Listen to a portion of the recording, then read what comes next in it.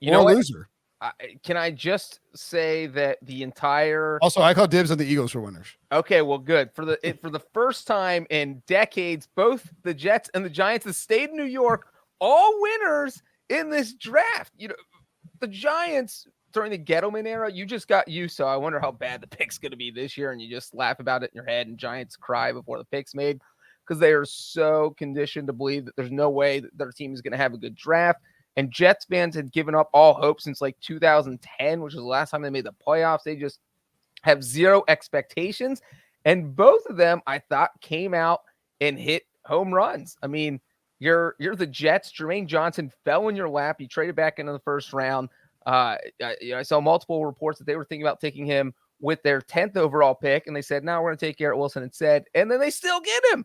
And that was on top of getting Sauce Gardner at 4th overall. So I thought the Jets had one of the best drafts or first rounds of any team. And then obviously the Giants got, an offensive lineman, Kayvon Thibodeau, 2 people who should start right away. So Jets, Giants, kudos to you.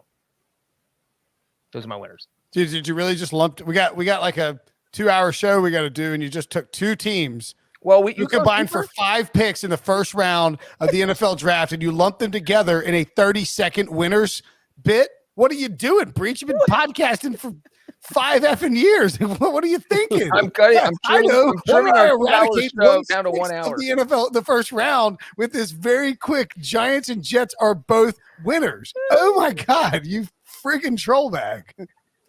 Josh, you could pick either the Jets or the Giants to talk about more extensively if you feel so inclined. Yeah, I was gonna choose one of them, but I guess I won't now. No. Let's flesh out the Jets and the Giants a little bit instead of just moving on, because I mean, again, the Jets and the Giants finished with 5 of the right. Am I not wrong? Right, 5 of the 32 first round picks in this draft. And Josh, we talked a little bit about it when we recapped the Jets, but it's an interesting juxtaposition for what the Giants did. All right, we're gonna talk about this. I want everybody to tuck this away for next year. The Giants are full of bleep. Like, you talk about some smoke screening, finagling mofos. They purposely leak. We don't know that they leaked information. We don't know for a fact they leaked out the Evan Neal medicals, but seems safe to say that the team that drafted him probably was the team that leaked out the faulty medicals. They also, I feel very confident in saying, leaked out false information about their interest, like purposely false. Like, you would never have mocked Kayvon Thibodeau to the Giants. We like both of the picks, but I'm putting that away for Joe Shane next year. It's sort of like, with the Jets, whoever DJ likes, you need to attach to the Jets. I'm just going to go with whoever the Giants act like they hate. That's who I'm attaching to the Giants. If the Giants were the only thing you heard, Charles Cross to the Giants. And then they go Evan Neal at 7 after they took Thibodeau at 5. Look, credit to Joe Shane for doing it, Josh, but that's sort of one of those mental notes worth tucking away, because it does feel like he was willing to be aggressive in subterfuge going into the draft. But, they'd come away with 2 nice picks.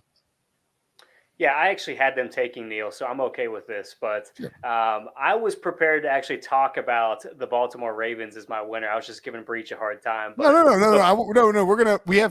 This show can't be like 12 minutes. I know.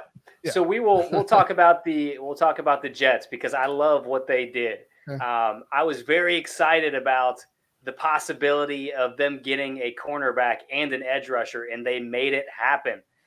You get Ahmad Sauce Gardner at number 4 overall. You get my number 1 wide receiver at number 10 overall. And then you swing back around and get Jermaine Johnson II, who they just said during their post-draft press conference that all 3 players were in their top 8 overall players. That's a fantastic haul for any team, but specifically for the Jets, who checked off 3 premier positions at cornerback, edge rusher, and wide receiver. You're looking at that roster now with Carl Lawson on one side. You've got Jermaine Johnson on the other side. You've got Quinnen Williams rushing up the middle. That's a fantastic front. And then you've got Elijah Moore. You've got Garrett Wilson. In the secondary, you've got DJ Reed to go along with Sauce Gardner. I mean, this team suddenly has upgraded its roster immensely to the point where if Zach Wilson is to take the next step in his career, you're feeling pretty good about this team maybe being a dark horse in that division. That's fair. And by the way, if you were watching on YouTube, hit the like button. Just tap it real quick. There's a little disparity between the number of people watching and the number of likes. So give us hit the like button. I'm told actually if we get enough likes, we may give away something. We won't give away. Let's see. Can't give away our prized possession Breech, our Johnny Manziel signed Can't Hide Money helmet. Oh, that is definitely a prized possession. Yeah, it's a mini helmet with Can't Hide Money on it. But Brinson, I'm in a great mood because of the Eagles tonight, so I can give away some Pick Six pint glasses, some $100 Paramount Plus gift cards, but we got to get those likes up. All right, get the likes up. If we get the likes up, Debo says we will give away Paramount Plus gift cards and maybe some Pick Six podcast pint glasses. No one in the world has those. You can buy them at the CBS Sports Store. I literally don't even have one. Traps, what did you like? And I don't know if the Jets are really saying this or they're just throwing Connor Hughes because they've absolutely made it look like he's like, they will not take Sauce Gardner at 4. Jermaine Johnson's in play at 4, and then Johnson drops to 26. I mean, it's hard not to kind of like what the Jets did here, right? Yeah, it's hard just because they address need positions. They throw in a wide receiver there to help Zach Wilson. There were a lot of mock drafts that had them going corner edge rusher, and that would have been it in the first round, which would have been like, where's the help for Zach Wilson? I will say we do have to remember that they did trade, I think, like a second and a third to get back into the first to pick Jermaine Johnson, which is kind of like last year when they traded up to pick Elijah Vera Tucker. Good player, was a quality guard last year for a rookie. Not amazing, but that pick was kind of applauded on draft night last year. You have to kind of bake in that they gave up some. They gave up 35, 69, and 163 for 26 and 101. Yeah, so they still have 38, and they came into the draft with like the most draft capital like ever. You know, when you're factoring in 2 first rounders, a bunch of second rounders. So I wasn't as high on Jermaine Johnson, and that's kind of where I would have felt more comfortable with the team just picking him at 28 or wherever he ultimately went. But the players that they got addressing the needs, certainly one of the big winners on draft night. I'm just not quite as high because they had to trade back into the first to get it. Yeah, that's fair, but like, all right. So let me ask you guys this: what caused the Jermaine Johnson drop? Like, I think his over under closed at 7.5. Granted, juiced way over. It had been 9.5.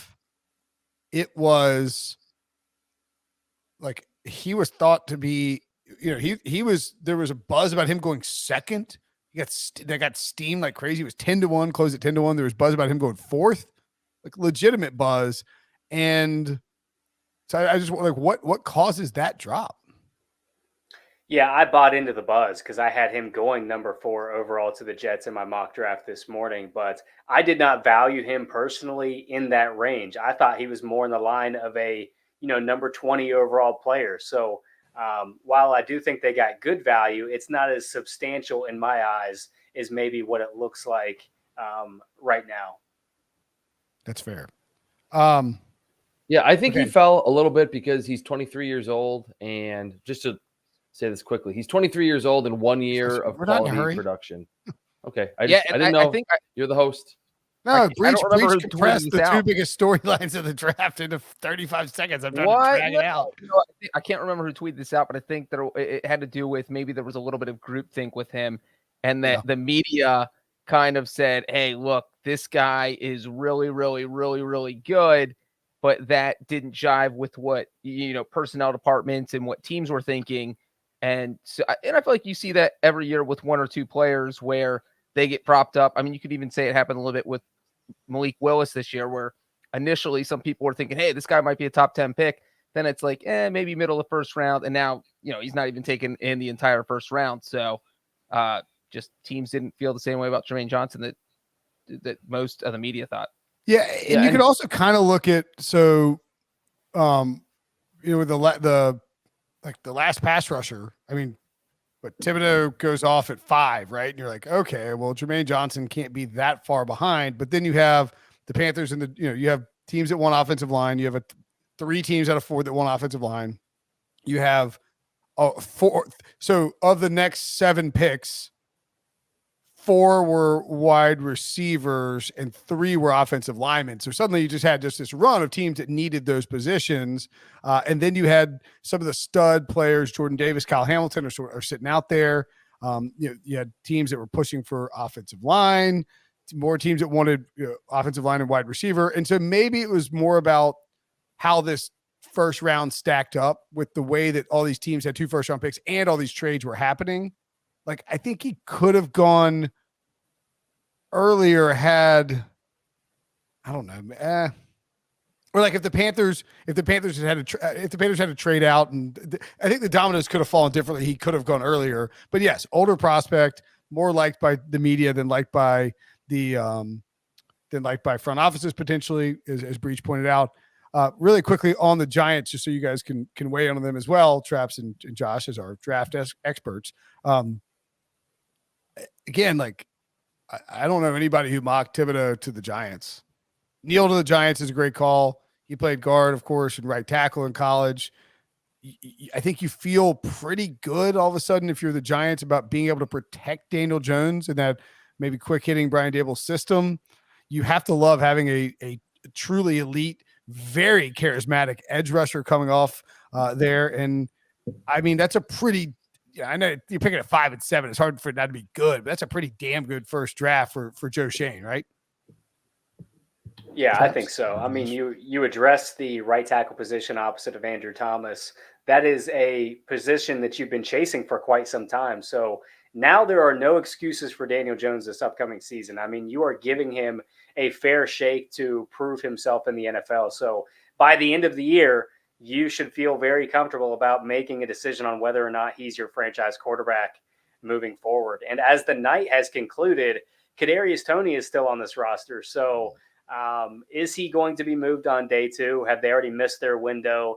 Are they going to take another wide receiver? I think that's one of the options that we look at on day 2. But to get Evan Neal, who has shown positional flexibility to play left tackle, right tackle, guard, to get him there, I think is a very savvy move, first of all.